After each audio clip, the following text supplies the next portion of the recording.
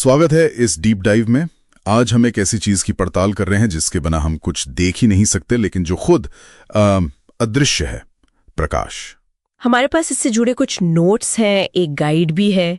बिल्कुल, और हमारा मिशन है इस गाइड से प्रकाश के सबसे दिलचस्प पहलुओं को निकालना। ये असल में है क्या, ये चलता कैसे है और कैसे ये हमें दुनिया दिखाता है, मतलब रंगों से लेकर हमारी आंखों के काम करने तक। हाँ, तो शुरू करते हैं एकदम बेसिक सवाल से। प्रकाश आखिर है क्या? क्या ये सिर्फ रोशनी है? उससे कहीं ज्यादा। देखिए, ये ऊर्जा का एक रूप है, इलेक्ट्रोमैग्नेटिक स्पेक्ट्रम का वो छोटा सा हिस्सा जिसे हमारी आंखें पकड़ सकती हैं। लेकिन यहां एक कमाल की बात है, इसकी प्रकृति दोहरी होती है। दोहरी मतलब कभी ये तरंग यानी वेव की तरह फैलता है, तो कभी कण यानी पार्टिकल की तरह व्यवहार करता है, जिसे हम फोटॉन कहते हैं। और ये हमेशा सीधी रेखा में चलता है। इससे तकनीकी भाषा में सरल रेखीय गमन कहते हैं, और इसे चलने के लिए किसी माध्यम की जरूरत नहीं होती। ये वैक्यूम में सबसे तेज चलता है, करीब 3 लाख किलोमीटर प्रति सेकंड। सोचिए। वाह, 3 लाख किलोमीटर प्रति सेकंड। तो ये तो हुई सीधी रेखा की बात। पर जब ये किसी चीज से टकराता है, जैसे मान लीजिए आईने से, तब क्या होता है? वो ये ना परावर्तन। हाँ बिल्कुल, वो परावर्तन यानी रिफ्लेक्शन है। पर इसमें भी आप देखें तो 2 तरह की चीजें होती हैं। एक है नियमित परावर्तन। ये होता है चिकनी सतह पर, जैसे शीशा, और इससे हमें एकदम साफ इमेज दिखती है। अच्छा। लेकिन ज्यादातर चीजें तो खुरदुरी होती हैं, है ना? जैसे कागज, दीवार, उनसे होता है विसरित परावर्तन। इसमें क्या होता है कि प्रकाश टकराकर हर दिशा में बिखर जाता है। और मजे की बात यह है कि इसी बिखरे हुए प्रकाश की वजह से हम उस वस्तु को देख पाते हैं, न कि सिर्फ उसकी परछाई। अरे वाह, ये तो मैंने सच में कभी ऐसे सोचा ही नहीं था। मतलब बिना बिखराव के हम अपने आसपास की ज्यादातर चीजें देख ही नहीं पाते। कमाल है ना? अच्छा, तो दर्पण कैसे काम करते हैं? प्लेन मिरर जो हम रोज घर में देखते हैं, वो तो सीधा साधा लगता है। हाँ बिल्कुल। प्लेन मिरर यानी समतल दर्पण एक आभासी प्रतिबिंब बनाता है। आभासी मतलब इमेज शीशे के पीछे बनती दिखती है। अच्छा। पर असल में प्रकाश की किरणें वहां मिलती नहीं है। ये इमेज सीधी होती है और वस्तु के बराबर साइज की। लेकिन गोलीय दर्पण वो थोड़े अलग हैं। हाँ, वो कॉनकेव और कॉन्वेक्स वाले। बिल्कुल। अवतल दर्पण कॉनकेव जो अंदर की तरफ धंसा होता है, वो प्रकाश को एक जगह इकट्ठा करता है। टॉर्च या गाड़ी की हेडलाइट सोचिए। वहीं उत्तल दर्पण कॉन्वेक्स जो बाहर की तरफ उभरा होता है, वो प्रकाश को फैलाता है, जैसे कार का साइड मिरर। वो ज्यादा एरिया दिखाता है ना? हाँ, अब समझा वो वार्निंग क्यों होती है उस पर। Objects in mirror are closer than they appear. हाँ बिल्कुल वही। ठीक है, ये तो हुआ टकराना। पर प्रकाश मुड़ता भी तो है। जैसे वो पानी के ग्लास में रखी पेंसिल टेढ़ी दिखती है। हाँ। वो क्यों होता है? बिल्कुल। उसे कहते हैं अपवर्तन यानी रिफ्रैक्शन। और ये बहुत दिलचस्प है। ऐसा इसलिए होता है क्योंकि प्रकाश की गति अलग अलग माध्यमों में अलग अलग होती है। मतलब हवा में अलग, पानी में अलग। एकदम सही।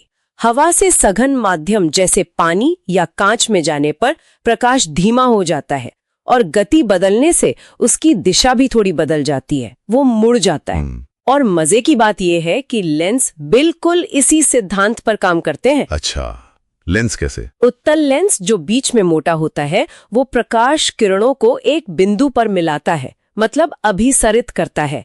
मैग्नीफाइंग ग्लास याद है? हाँ बिल्कुल। वो वास्तविक प्रतिबिंब बना सकता है जहां किरणें सच में मिलती हैं। और अवतल लेंस जो बीच में पतला होता है, वो फैलाता होगा फिर। सही पकड़ा, वो किरणों को फैलाता है यानी अपसरित करता है। जैसे निकट दृष्टि दोष यानी मायोपिया के चश्मे में यही लगता है। दिलचस्प बात यह है कि अवतल दर्पण और उत्तल लेंस दोनों प्रकाश को इकट्ठा करते हैं, जबकि उत्तल दर्पण और अवतल लेंस दोनों फैलाते हैं, एक टकराकर दूसरा पार होकर। क्या बात है, ये तो बड़ा सिस्टमैटिक है। अच्छा, प्रकाश सिर्फ देखने या मोड़ने का काम नहीं करता, ये रंग भी तो लाता है। इंद्रधनुष वो कैसे बनता है? क्या सिर्फ पानी की बूंदों से ही? हाँ, पानी की बूंदे या फिर प्रिज्म। ये वर्ण विक्षेपण, डिस्पर्शन का जादू है।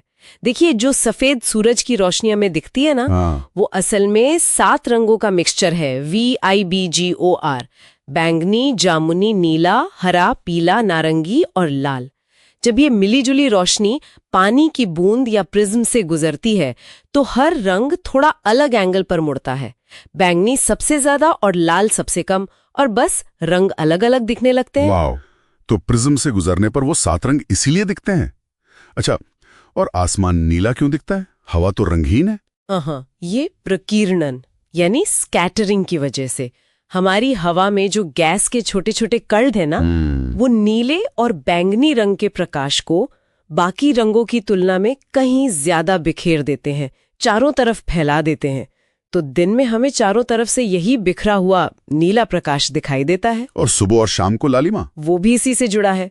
सुबह और शाम को सूरज की रोशनी को हम तक पहुंचने के लिए वायुमंडल की ज्यादा मोटी परत से गुजरना पड़ता है, तो ज्यादातर नीला प्रकाश रास्ते में ही बिखर जाता है और हम तक लाल और नारंगी रंग ज्यादा पहुंच पाते हैं। कमाल है, प्रकृति के कितने शानदार नजारे इन सीधी सादी प्रक्रियाओं में छिपे हैं। पर ये सब जानकारी, ये रंग, ये इमेज हमारी आंखों तक पहुंचकर हमें दिखाई कैसे देती है? ये कैसे काम करता है? हमारी आंख वो तो एक बेहतरीन, आप कह सकती हैं, एक प्राकृतिक कैमरे की तरह है। प्रकाश सबसे पहले कॉर्निया से गुजरता है, फिर पुतली यानी प्यूपल के साइज के हिसाब से अंदर जाता है और लेंस तक पहुंचता है। ओके। ये लेंस इस प्रकाश को आंख के पिछले पर्दे यानी रेटिना पर फोकस करता है, और रेटिना पर वस्तु की एक छोटी, वास्तविक और उल्टी इमेज बनती है। उल्टी? सच में? लेकिन हमें तो सब सीधा दिखता है, ये कैसे? यहीं पर दिमाग का रोल आता है। रेटिना में खास तरह की कोशिकाएं होती हैं, रॉड्स और कोन्स। रॉड्स हमें कम रोशनी में देखने में मदद करती हैं और कोन्स रंगों को पहचानने में। ये कोशिकाएं प्रकाश को बिजली के सिग्नल्स में बदल देती हैं। अच्छा। ये सिग्नल्स फिर ऑप्टिक नर्व के जरिए दिमाग तक जाते हैं और हमारा अद्भुत दिमाग इन सिग्नल्स को प्रोसेस करके इमेज को सीधा करता है और हमें दुनिया वैसी दिखाता है जैसी वो है। वाह, तो हम असल में अपनी आंखों से नहीं, अपने दिमाग से देखते हैं।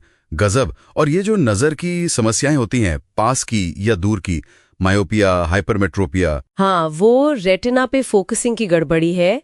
निकट दृष्टि में इमेज रेटिना से थोड़ा पहले फोकस हो जाती है, इसलिए दूर का धुंधला दिखता है। इसे ठीक करने के लिए अवतल लेंस लगता है जो किरणों को थोड़ा फैलाकर रेटिना पर फोकस कराए। और दूरदृष्टि में?